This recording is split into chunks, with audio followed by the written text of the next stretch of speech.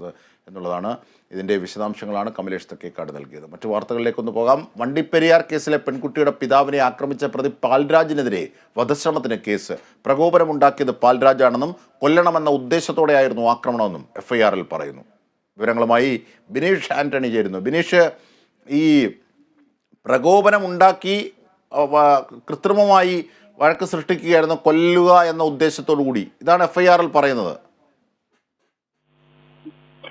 തീർച്ചയായിട്ടും ജിംഷാദ്, അത്തരത്തിൽ തന്നെയാണ് പോലീസിന്റെ FIR റിപ്പോർട്ടിൽ വ്യക്തമാക്കിയിരിക്കുന്നത്. പ്രകോപനമുണ്ടാക്കിയത് പ്രതി പാൽരാജാണെന്നും അതോടൊപ്പം തന്നെ കുട്ടിയുടെ പിതാവിനെ കൊല്ലണമെന്നൊരു ഉദ്ദേശത്തോട് തന്നെ ഈ ഒരു പ്രകോപനം ഉണ്ടാക്കുകയായിരുന്നു എന്നാണ് ഈ പോലീസിന്റെ FIR റിപ്പോർട്ടിലുള്ളത്. ഏതായാലും പ്രതിക്കെതിരെ വധശ്രമം ഉൾപ്പെടെയുള്ള വകുപ്പുകൾ ചുമത്തിയിട്ടുണ്ട്. കഴിഞ്ഞ ദിവസമായിരുന്നു, ഇന്നലെയായിരുന്നു ഇത്തരത്തിലൊരു സംഭവം അരങ്ങേറിയത്.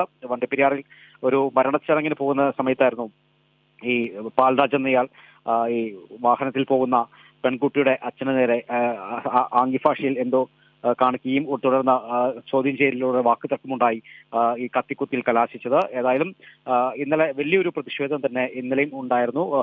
ആശുപത്രി ഈ പാൽരാജിനെതിരെ വലിയൊരു പ്രതിഷേധം തന്നെയായിരുന്നു ഇന്നലെ അവിടെയുള്ള വണ്ടിപ്പെരിയാറിലെ ആളുകൾ ഉന്നയിച്ചത്. അതോടൊപ്പം തന്നെ ഡീൻ കുര്യാക്കോസ് MP അടക്കം ഇന്നലെ ഈ DSP ഓഫീസ് അടക്കം ഉപരോധിച്ചിരുന്നു. കാരണം പെൺകുട്ടിയുടെ മാതാപിതാക്കൾക്ക് പോലീസ് സംരക്ഷണം നൽകണമെന്നാവശ്യപ്പെട്ടായിരുന്നു ഇന്നലെ ഡീൻ കുര്യാക്കോസ് അതോടൊപ്പം തന്നെ കോൺഗ്രസ് നേതാക്കളെല്ലാം തന്നെ ഇന്നലെ ഈ DSP ഓഫീസ് ഉപരോധിച്ചത്. തുടർന്ന് സംരക്ഷണം ഉറപ്പുവരുത്താം എന്നുള്ള ഒരു പോലീസിന്റെ ഉറപ്പിന്മേൽ തന്നെയാണ് ഇന്നലത്തെ ഉപരോധം അവസാനിപ്പിച്ചത്. ഏതായാലും ഇന്നലത്തെ സംഭവം വലിയ പ്രതിഷേധമായതോടെയാണ് ഈ പോലീസിന്റെ ഇപ്പോഴുള്ള FIR റിപ്പോർട്ട് ഇത്തരത്തിലെത്തിയിരിക്കുന്നത്. പിതാവിനെ കൊല്ലണമെന്ന ഉദ്ദേശത്തോടെയും അതോടൊപ്പം തന്നെ പ്രകോപനമുണ്ടാക്കിയത് പ്രതി പാൽരാജാണെന്നതാണ് ഈ പോലീസിന്റെ FIR-ൽ കാണിച്ചിരിക്കുന്നത്. ഏതായാലും പ്രതിക്കെതിരെ വധശ്രമം ചുമത്തിയിരിക്കുന്നു ജിംഷാദ്. തീർച്ചയായും, കാരണം ഈ ആയുധം പാൽരാജ് കരുതിയിരുന്നു എന്നുള്ളതാണ് ഇതിലെ ഉദ്ദേശം വ്യക്തമാക്കുന്നത്. ഈ പാൽരാജ് എന്ന് പറയുന്നത് വെറുതെ വിട്ട പ്രതിയുടെ അല്ലെങ്കിൽ വെറുതെ വിട്ട ആളുടെ അർജുൻ്റെ ബന്ധു കൂടിയാണ്. അപ്പോൾ ആ അർത്ഥത്തിൽ അതുമായി ബന്ധപ്പെട്ട സംസാരങ്ങളായിരുന്നോ പ്രകോപനം സൃഷ്ടിക്കാനായി പാൽരാജ് ഉയർത്തിയത്?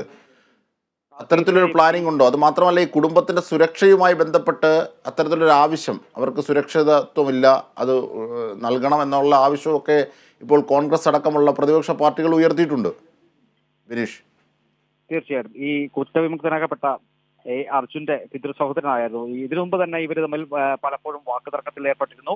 അതോടൊപ്പം തന്നെ ഈ അർജുന്റെ കുടുംബം, കുറ്റവിമുക്തനായ അർജുന്റെ കുടുംബം ഹൈക്കോടതിയിൽ ഇതിനെതിരെ ഒരു ഉത്തരവ് സമ്പാദിച്ചിരുന്നു. തങ്ങളുടെ കുടുംബത്തിനും വീടിനും എല്ലാം തന്നെ സംരക്ഷണം ഉറപ്പുവരുത്തണമെന്നുള്ള രീതിയിലെല്ലാം തന്നെ ഇവർ ഉത്തരവ് സമ്പാദിച്ചിരുന്നു. ഇതനുസരിച്ച് പോലീസ് അവരെ ഈ അർജുന്റെ മാതാപിതാക്കൾക്കും അതോടൊപ്പം തന്നെ വീടിനെല്ലാം തന്നെ സംരക്ഷണം നൽകിയിരുന്നു.